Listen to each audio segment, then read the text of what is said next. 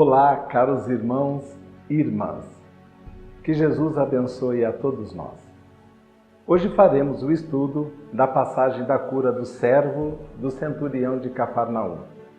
Uma passagem muito bonita, muito significativa e que nos remete à meditação sobre os valores da fé. Aquela fé incondicional e a confiança em Deus, inabalável, sobretudo sem preconceito, já que se tratava de um centurião. Jesus o recebeu com todo amor, Jesus o recebeu como a todos recebia, embora os seus discípulos nutrissem um preconceito natural, porque um centurião era um soldado romano, era uma pessoa odiada, mas ele era uma pessoa diferente, como narram os próprios evangelistas. Essa passagem está em São Mateus, no capítulo 8, no versículo 8º, e também está narrada em Lucas, no capítulo 7, versículo de 1 a 10. Os dois evangelistas narram os aspectos principais, que é a fé desse centurião e a sua humildade. E diferem num ponto. Enquanto Mateus disse que o próprio centurião procurou Jesus, Lucas diz que ele enviou amigos para representá-lo e procurar e falar do seu querido servo ao nosso Senhor Jesus Cristo. Bom, vamos fazer a nossa leitura e depois nós fazemos as nossas considerações. Preferimos fazer a leitura que está em São Mateus. Entrando Jesus em Cafarnaum, aproximou-se dele um centurião, suplicando-lhe, e dizendo: Senhor, o meu servo está deitado em casa, paralítico, terrivelmente afligido por dores. Diz-lhe Jesus: eu indo, o curarei. Respondendo, disse o centurião: Senhor, não sou digno de que entre sob o meu teto, mas somente te expresses por palavra, e o meu servo será curado. Pois também eu sou um homem sob autoridade, tendo abaixo de mim soldados, e digo a este: vai, e ele vai, e a outro: vem, e ele vem, e a meu servo: faz isto, e ele faz. Ouvindo isso, maravilhou-se Jesus e disse aos que o seguiam: Amém vos digo, como ninguém em Israel encontrei tanta fé. Vai, disse Jesus ao centurião, como creste, seja feito a ti. E o seu servo foi curado naquela hora. Que passagem bonita. Que coragem, que fé e que humildade. Humildade que tinha este centurião. O centurião era uma pessoa que deveria ter a sua autoridade, o orgulho de ser um representante de Roma, de comandar 100 soldados, como era Cafarnaum. Cafarnaum, diferente das outras cidades à margem do lago de Genezaré, era um posto militar e este centurião era o responsável por este posto.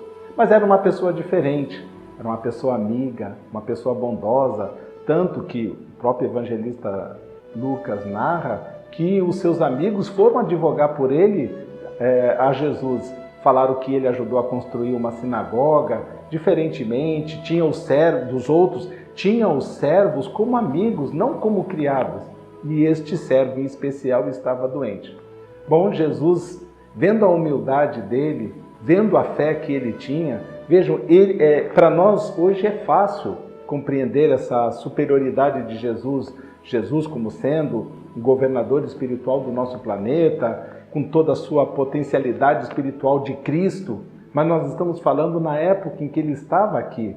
Aquele homem, aquele centurião, um homem rude, aparentemente, às coisas espirituais, ele acreditou e disse a Jesus: não, diga somente que ele fica curado e ele vai ficar curado. Assim o fez. Jesus fez como a vontade dele. É muito interessante porque se tratou de uma cura à distância. Allan Kardec aborda no Livro dos Médiuns esta questão da cura, da bicorporeidade, por exemplo, que é um dos aspectos da mediunidade de Eurípides Barçanufo. Ele realizou várias curas à distância, mas ele indo pessoalmente ao local onde se encontravam os doentes. Conta Jorge Resini no livro Eurípides Barçanufo, o Apóstolo da Caridade, que certa vez um marido foi procurar Eurípides, que a sua esposa estava tendo um parto muito difícil, e ele foi procurar Eurípides Barçanufo no colégio Allan Kardec. Eurípides que estava dando aula, disse aos alunos: vai entrar um homem nesta sala agora, ele está chegando, está descendo do seu cavalo, ele estava vendo tudo isso espiritualmente. E quando ele entrar na sala, nós o saudaremos todos. Isso aconteceu exatamente naquele momento.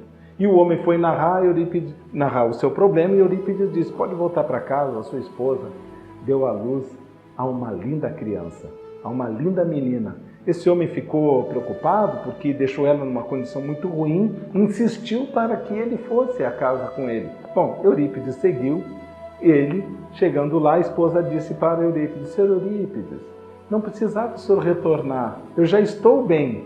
E o marido acabou acreditando que, de fato, ele esteve ali para fazer o atendimento. Ele esteve em espírito, se materializou naquele local e fez o parto daquela criança. Vários casos iguais a este aconteceram na vida deste notável médium e trabalhador espírita. Também nós temos um caso muito interessante de cura à distância, de uma cura espiritual, que foi narrada pelo senhor Adelino Silveira no livro Chico de Francisco. Ele conta que certa vez uma amiga dele procurou o médium Francisco Cândido Xavier, ela estava diagnosticada com tumor cerebral, uma problemática muito séria e desenganada pelos médicos. Ela quis visitar o Chico para agradecer-lhe pelos livros consoladores, as mensagens de conforto que ela recebeu através dos seus livros e se despedir do Chico. E o Chico disse para ela: mas minha irmã, não tem jeito mesmo do lado de cá e do lado de lá? Vamos orar, confiar, pedir a Deus. Ela se despediu, contou que 3 dias depois sonhou que o Dr. Bezerra de Menezes chegou no quarto dela, lhe disse que ela iria ser operada.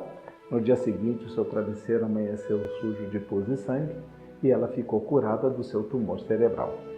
Passagens que nos remetem à fé, à confiança, em comum com o centurião de Cafarnaum, a humildade, a resignação, a confiança, catalisando, as bênçãos de Deus para as nossas vidas. Amélia Rodrigues, no livro Luz do Mundo, psicografado pelo médium Divaldo Pereira Franco, no capítulo 14, retrata essa passagem do centurião de Cafarnaum.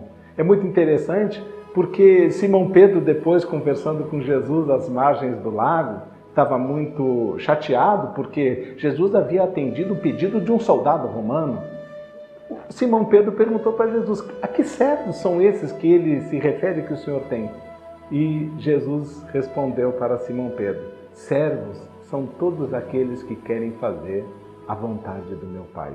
Jesus tinha muitos amigos e muitos servos dispostos a fazer o bem e a bondade de Deus.